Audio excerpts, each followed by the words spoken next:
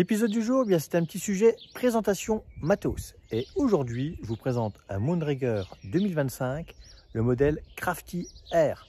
C'est l'entrée de gamme de la marque espagnole et c'est un vélo orienté enduro, un e-bike, annoncé à 23,9 kg. Cette machine bénéficie, comme tous les autres Moonraker, de la géométrie Forward Geometry. Un top tube relativement court quand même, avec une batterie démontable, et là c'est vraiment cool, en 800 Wh, et puis une potence ultra courte pour avoir justement une position, une cockpit du pilote qui rappelle les vélos d'avant, l'électrification. Et du coup, ça donne une géométrie plutôt très fun à rouler. Moi je suis plutôt très fan de cette marque, vous avez vu, je roule sur des crushers, en Shimano, sur un Sly également. Et là maintenant, le Crafty Air, premier modèle de cette famille, a été équipé de la nouvelle motorisation Bosch Smart System CX qui se reconnaît et se caractérise avec les 2 points d'ancrage moteur. Ce vélo est également compatible avec le Bosch PowerMore, cette batterie additionnelle de 250 Wh, puisque la fiche de charge est équipée des 2 ergots de blocage, ce qui va vous permettre de pouvoir mettre le petit câble qui va bien pour relier le PowerMore au reste du vélo et passer en 1050 Wh. Au niveau de l'environnement Bosch, Purion 400 au niveau du compteur, il est vraiment classe en termes d'esthétique et même de qualité d'affichage.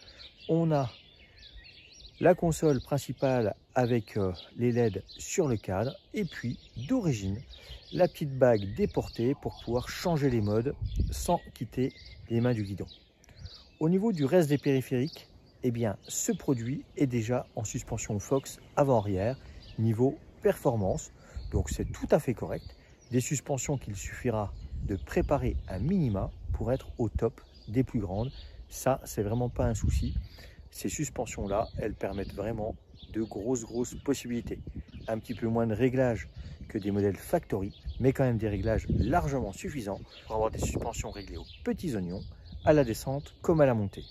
Au niveau de la tige de selle, il ne s'agit pas d'une Fox. Alors, pour info, il existe 5 tailles de cadre pour ces modèles. Là, c'est la taille médium. Il existe également maintenant un ML et ça commence en fait du small jusqu'à la taille XL.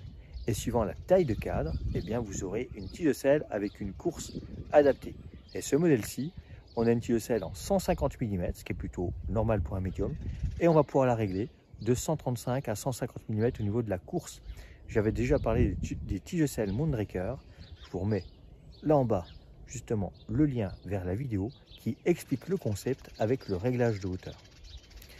Ensuite, au niveau du reste du poste de pilotage, on est sur des composants de chez Moonraker. Au niveau potence cintre, ça déroge pas à la règle, et l'ergonomie, la potence par rapport à sa technologie de serrage, c'est vraiment top pour avoir un maximum de contrôle de la machine.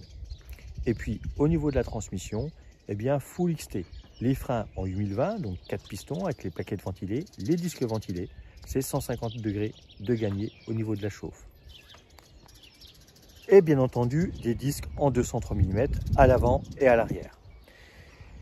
Transmission, Shimano XT sur un cadre qui est compatible UDH. Ça veut dire que ce cadre, techniquement, je peux monter tout ce qui est T-Type électronique, Access, ou T-Type mécanique, puisque SRAM vient de lancer 2 groupes en transmission mécanique. Donc qui sait, je serais peut-être tenté de passer ce vélo avec un dérailleur et un shifter SRAM.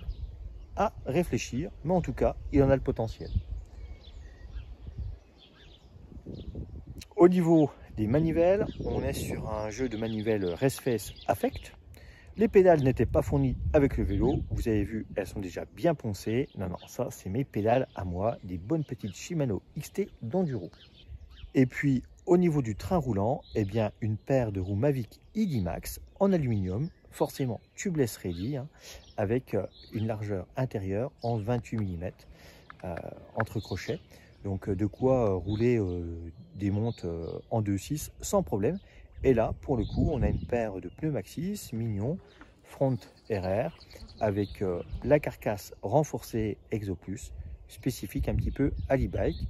Et puis pour poser vos petites fesses, eh bien une selle Ergon E10 qui, franchement, à l'œil, elle semble confortable. Et pour avoir posé mes fesses dessus, eh bien, non, ça a l'air d'être grand confort. Donc, un vélo où, à part peut-être les poignées, je serais tenté de monter. Ouh, il a envie de rouler, il a bougé. Et à part les poignées où je serais tenté de mettre une paire de poignées silicone, franchement, il n'y a rien à changer. Et puis, au niveau de la couleur, ça, c'est la version blanche. Mais sachez qu'il existe une deuxième couleur, beaucoup plus sombre. Les vélos noirs et gris, il y en a beaucoup. Un vélo blanc, ça change.